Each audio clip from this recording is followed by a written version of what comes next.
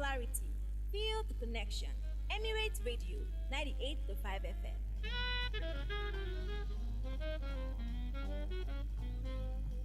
Feel the clarity.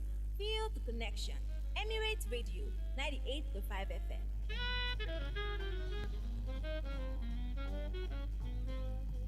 Feel the clarity. Feel the connection. Emirate Radio 98.5 FM.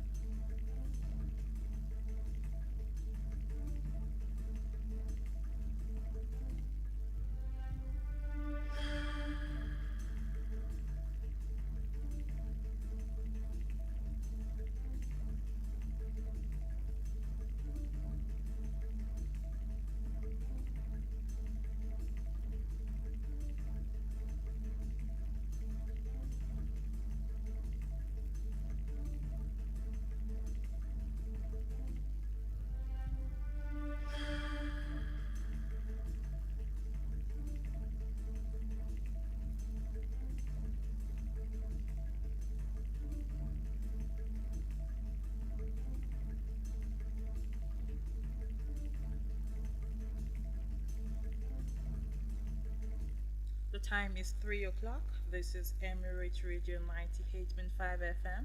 Here is the Emirate News Hour with Treasure Ajayi. First, the highlight.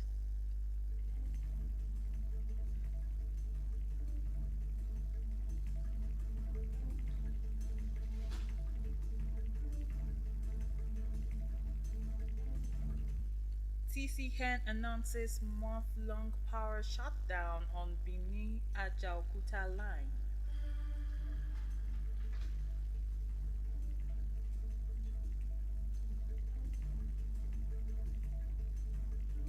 Authorities warn residents as February sanitation exercise records high compliance in Kwara State.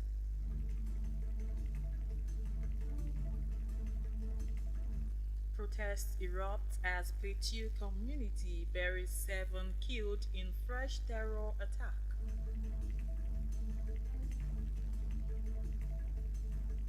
Super Falcons target 11th title as WAFCON 2026 campaign begins.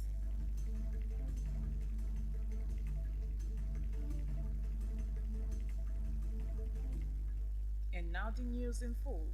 The Transmission Company of Nigeria (TCN) has announced that parts of the Benin region will experience daily power outages of up to 10 hours following a scheduled shutdown of the Benin-Ajaokuta 330 kV transmission line for ongoing restricting works at the Iobo Power Plant turn-in turn-out substation. In a statement issued today by its General Manager, Public Affairs Ndidi Mba, TCN said the exercise commenced yesterday and will run daily from 8 a.m. to 6 p.m. until March 31, 2026, warning that the Benin Electricity Distribution Company (BEDC) will be unable to supply electricity to customers in Uniben, Oluku, Egba, and Yobo during the affected hours.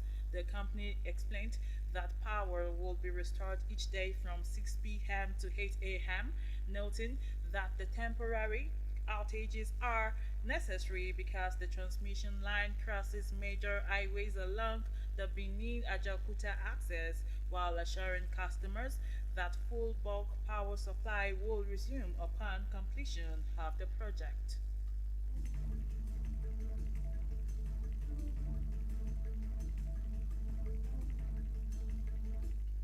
On the home front, the February 2026 monthly environmental sanitation exercise was conducted across Kwara State today, with officials expressing satisfaction over the general level of compliance, I beg your pardon. The Permanent Secretary of the Ministry of Environment, Dr. Abubakar Anila, described the exercise as largely successful, Noting that many residents cleaned their surroundings, he however raised concerns about violations in some areas, particularly Batam Market, where some traders operated during sanitation hours, warning that such actions would not be tolerated.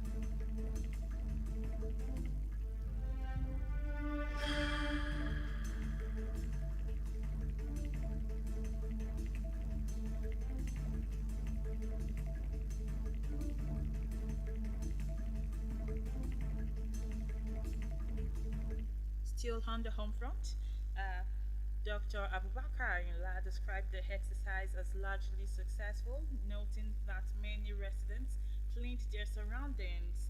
He, however, raised concerns about violations in some areas, particularly Ikpatam Market, where some traders operated during sanitation hours, warning that such actions would not be tolerated.